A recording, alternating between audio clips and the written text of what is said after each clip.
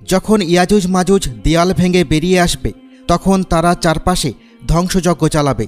আর ঠিক তখন ঈসা আলাইহিসসালামের অবতরণ ঘটবে। তিনি তার কওমকে এমন এক দূর পাহাড়ে নিয়ে যাবেন যেখানে এই জাতি পৌঁছাতে পারবে না। তবে ইয়াজুজ মাজুজ বাকি মানুষদের খেয়ে ফেলবে।